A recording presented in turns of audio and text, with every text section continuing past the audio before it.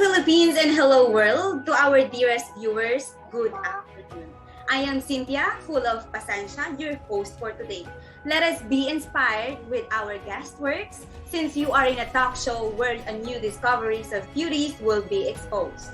One special guest in 4 different stages will be joining us this day in our virtual interview, and he will share his own inspiring beauty. This episode is extra special because we are about to hear the facts about our one and only and most influential psychologist who propelled theories about child development. Ready yourselves and be inspired and motivated as we explore his world. Ladies and gentlemen, welcome to Sci Talk. Hello. Good afternoon, Doc. Thank you for joining us today, and it is good to see you well. Oh, same too. Thank you for having me, Cynthia. Doc, your theory is about constructivism, and it surely made a noise across the field of psychology. Can you please recall or give us some knowledge about it? Yes, that is correct. Because as a children or learners go through different stages in life, they are slowly become aware of how things work. Therefore, having ability to construct their own knowledge. Oh, do you mean stages? That bit surely has encouraged me, Doc. So what are these stages and what are the effects of that stages on a child? Well, with regards to cognitive development, there are stages that a child goes through as they grow Can you old. please tell us about the first stage? Oh, yes, sure. I'll elaborate it. That's why there's object permanence in this stage, that the ability of the child to know that an object still exists even when out of sight. So this ability is attained in the sensory motor stage. That sounds really interesting. You know, when I am listening at you, I can create this kind of scenario in my mind.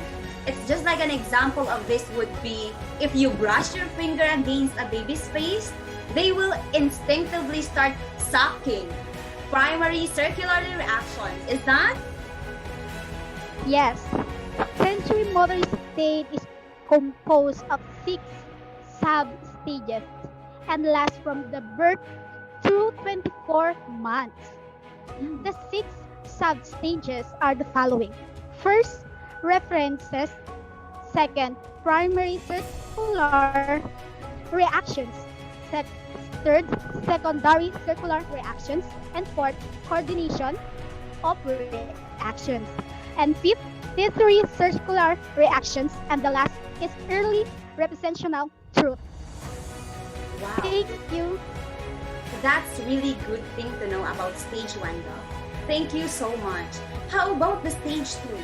I heard this word, pre-operational stage. Until now, I am still confused. I think this virtual interview will lead me to the right answer.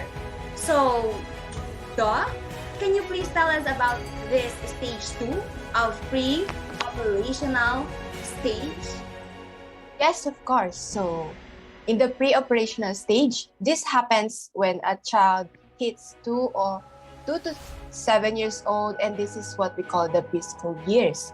In this stage, child can now make mental representations, such as they can now create their own desire, imagination, the images around them, and they have a very strong memory. And this stage is highlighted by the following: symbolic function, egocentrism, centration, irreversibility, animism, and transductive reasoning. So first, what is symbolic function?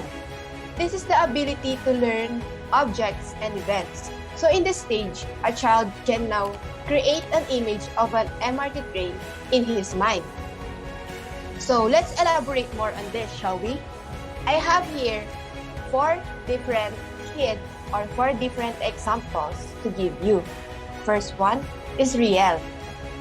He's 2 years old and he may pretend to drink from a glass of water although the glass is empty. The important thing about this is that Riel knows the representation of water to be able to visualize it even though it is not present, even though he does not see it in front of him. So Nico, on the other hand, can shape this empty glass into a rocket ship or a telephone through visualization too, and the ever-growing ability of a child to understand symbols. So slowly, they are becoming more aware of what symbols mean, and they use these symbols to visualize their imagination. And by the age of 6, children start to pretend to play with objects that only exist in their imagination. Hence, this is the start where they gather or where they create their imaginary friends. And fourth, Enzo, 6, can now play a Ninja Turtle character without props because his mind has already obtained the ability to imagine being one. He can imagine wearing a Ninja Turtle suit even though he does not really wear it because his mind has the ability to now create what a Ninja Turtle suit is. So he can now imagine it. And lastly, Tria, 7, can imagine hosting a princess ball only in her mind since she could now visualize what a princess ball is. Wow, I was so amazed right now because you elaborate examples for us.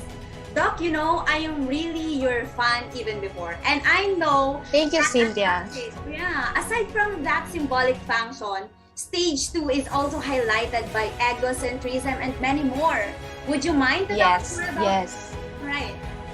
So, let's discuss egocentrism first. We all know that it is the tendency to view your own perspective, right? But in children, it is more specific because children also tend to become egocentric when they are in this stage. So, egocentrism is the tendency of a child to see his point of view and nothing else, as well as the belief that everyone thinks the way he does. Hence, the difficulty to take into consideration the perspective of others. So where or when do we see this? We see this when a child is playing hide and seek. For example, you will play hide and seek with a child.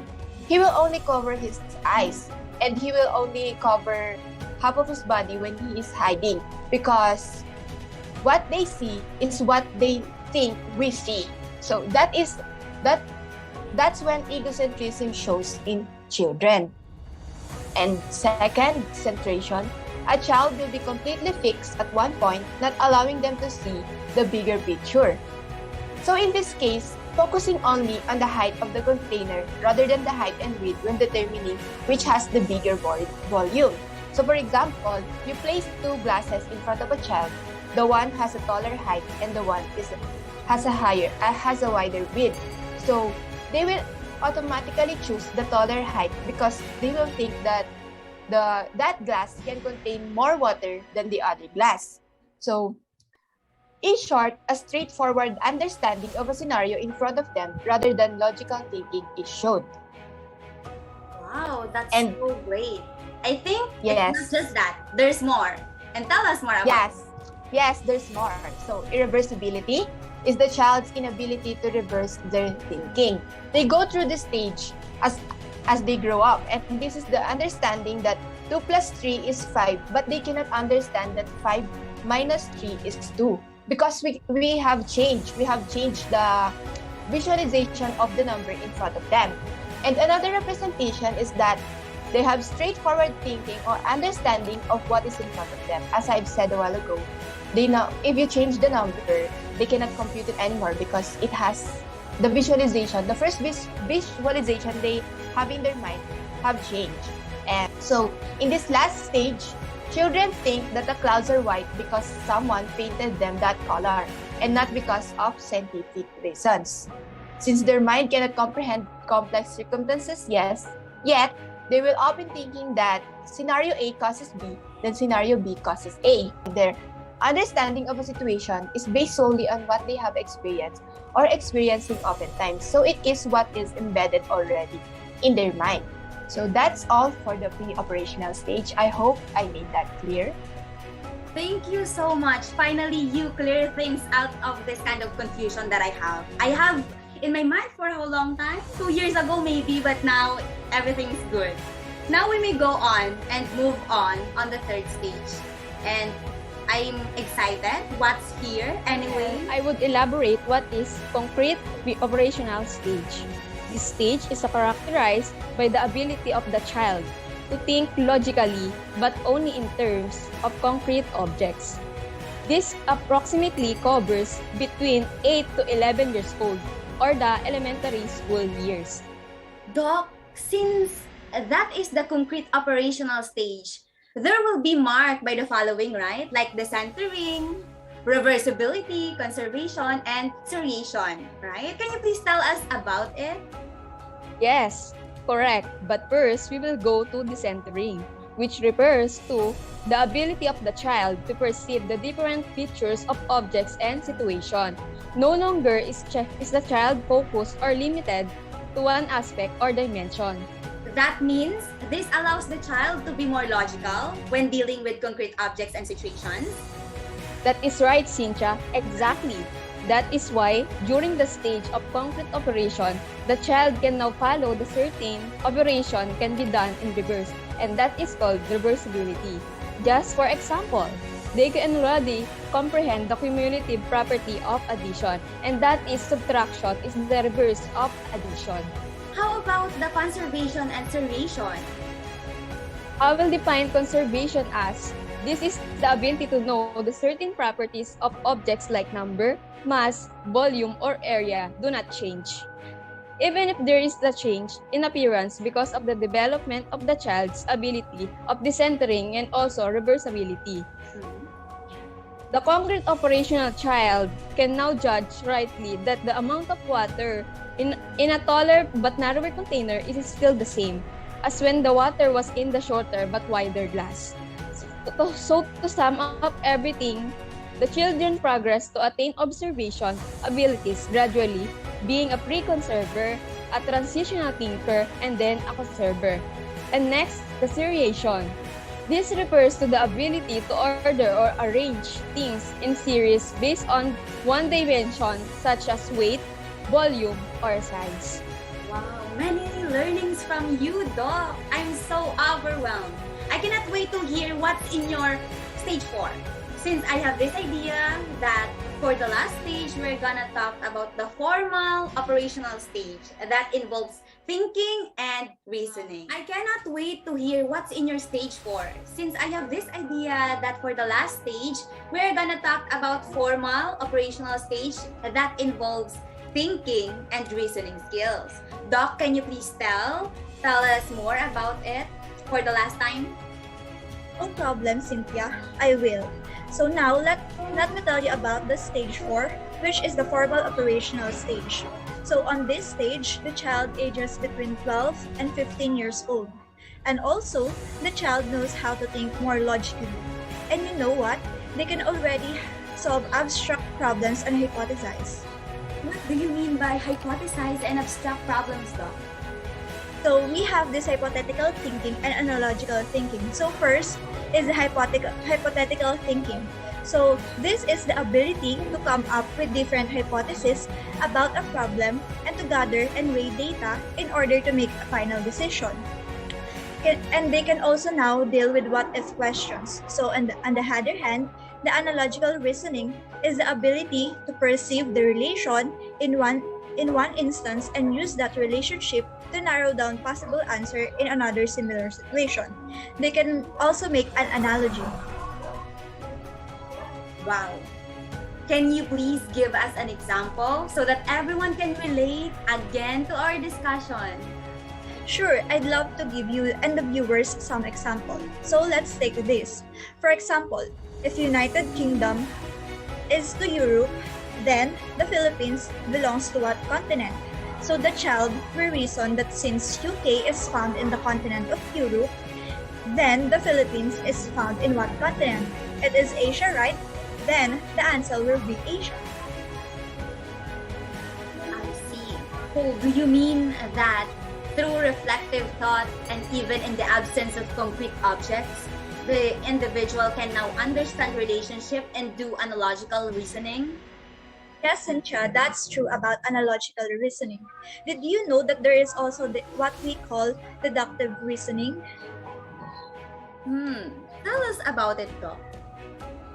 Yes, of course. For you, Cynthia, and for our viewers to have an idea about deductive reasoning. So, deductive reasoning, this is the ability to think logically by applying a general rule to particular instance or situation. So, for example, all countries near the North Pole have cold temperature, right? So, if Greenland is near the North Pole, therefore, Greenland also has a cold temperature. Wow. It's really an honor that you join us today. Thank you so much, our Piaget, and thank you as well to our viewers. Again, I'm Cynthia, full of pasensya, and this is Psycho. Thank you so much to our viewers. We love you so much. Hope you learned something in our discussion today. Thank you and goodbye. God bless you all.